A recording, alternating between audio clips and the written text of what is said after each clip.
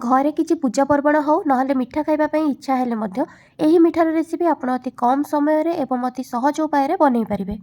यही रेसिपी बनवाई प्रथम मुझे गोटे बड़ जगह नहीं से 2 कप मुझे मैदा देती। आपड़ जदि चाहिए मैदा जगार अटारे बनई पारे। मु जो कप्रे मापिकी मैदा नहीं से कप्रे मापिकी अधा कप सुजी नहीं। सुजी दबा द्वारा मिठा टिके क्रिस्पी रहिबो खाइबापई मध्य भल लागिबो। एबे मु गोटे मिक्सर नहीं मिक्सर रे मु कदली को ग्राइंडिंग करके देबी। आपण जेतिकी मैदा हो किंबा अटा हो जेतिकी नैथिबे सेही हिसाब रे कदली देबे। मु एठारे गोटे देइची, आपण जदि अधिका नैथिबे ताले दुईटी नै। कदली को मु एठारे छोट छोट काटी नउची जेतेबेले ग्राइंडिंग करबी जेमति चिकन हेइकरी बाटी हेइची। अल्प पानी देइकरी एबे मु कदली को बाटी नैची। एठी मु चिकन करी भल से बाटी नैची। ग्राइंडिंग करी रखिथिबा कदली को मु एबे मैदा रे देइदेबी। देई सारिबा परे मु एठारे आधा चामच सोडा दउची। सोडा देई गोळेई नेबी। जदि पानी दरकार पड़िबो सेही हिसाब रे जेतिकी पानी दरकार हबो टिके पानी देइकरी भल से गोळेई नेबे। हाथ रे हो किंबा चामच रे हो जोथरे चाहिले आपण गोळेई नेबे। भिडियोटी आरंभ रु शेष पर्यंत देखंतु। जदि भिडियोटी भल लागिबो ताहले लाइक सहित शेयर करि नेबे। आउ जदि मो चैनल रे नुआ थिबे ताहले सब्सक्राइब करि नेबे। सब्सक्राइब करबा सहित पाखरे थिबा छोटो बेल आइकन को क्लिक कर देबे, जहा द्वारा मो नेक्स्ट जहा भी वीडियो अपलोड करिबी ताहारो नोटिफिकेशन आपण पाखरे पहुंची जिवो। गोळेई नबा परे आधा घंटा पई मु एठारे घोड़ेई के रखि नेइची। पान मधुरी दबा पई भूली जाइतली, सेति में मो परे पान मधुरी एठारे हाफ चामच देई देइची। हाफ चामच पान मधुरी देइकरी ताको भल से गोळेई नेइची। एबे गोटे कड़ाई गरम करी सेतिरे मु रिफाइन तेल देइची।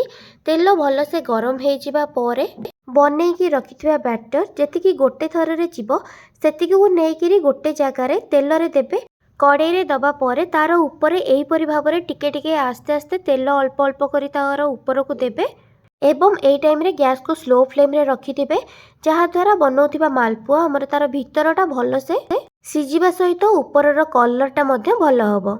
मु प्रथमे गोटे देइथिली, आपण चाहिले गोटे टाइम रे 2-3टी मध्ये देई परिबे। देखो मालपुआर दुई साइड भल से हेई सारिबा परे मु ताको काढी नेइची। काढी नबा परे सेई कड़ाई रे मु आउ गोटे थर बैटर को देइची। सेकेंड थर रे मु 2टी बनैची। एही परि भाबरे मु सबुतक मालपुआ छाणी नेबी। मने रखिए मालपुआ छाणीबा टाइम रे गैस को सब बेले स्लो फ्लेम रे रखुथिबे, जहा द्वारा तार कलर परफेक्ट आसीबा सहित भीतरटा मते भल से हेई पारिबो, ता संगे भल से फुली भी पारिबो। जदि अधिका गैस देई दउचंती ताहले ऊपरटा कलर भल से आसी जिवो, हेले भीतरटा सिजी भी नथिबो। एवं प्रति 2 मिनिट रे मालपुआ को एपट सेपट करके ओल्टेई नौथिबे।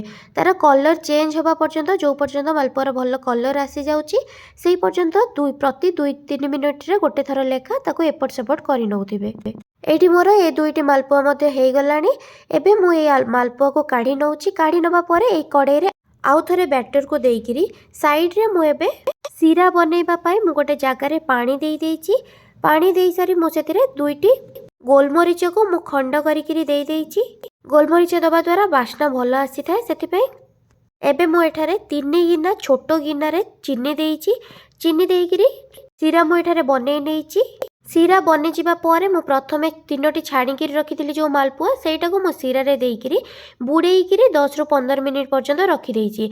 10 रु 15 मिनिट बुड़ीबा टाइम रे प्रति 2 मिनिट रे गोटे थर लेखा मालपुआ को एपट सेपट करि नउथिबे, जहा द्वारा सीराटा भल से भेदी पारिबो। गोटे साइड रे मु सीरा रे देई देइची मालपुआ को, आ गोटे साइड रे मु अलगा मालपुआ मध्ये छाणी नउची। एही परि भाबरे मु सबुतक मालपुआ छाणी देइची। छाणी सारिबा परे गोटी गोटी करी सबुतक सीरा रे दे देइची 10 रु 15 मिनिट पई। 10 रु 15 मिनिट रे सीरा रे भिजी जिबा परे ताको मु काढी नेइची गोटे प्लेट को। आपण माने भी एही प्रोसेस रे बनांतु। केमती लागुची मो सहित कमेंट सेक्शन रे शेयर करिवे। आशा करूची कि वीडियोटी आपनको भल लागिथिबो। जदि वीडियोटी भल लागिथिबो ताहले लाइक सहित शेयर करि नेबे। आउ जदि मो चैनल रे नुआ थिबे ताहले सब्सक्राइब करि नेबे। रहूची, धन्यवाद।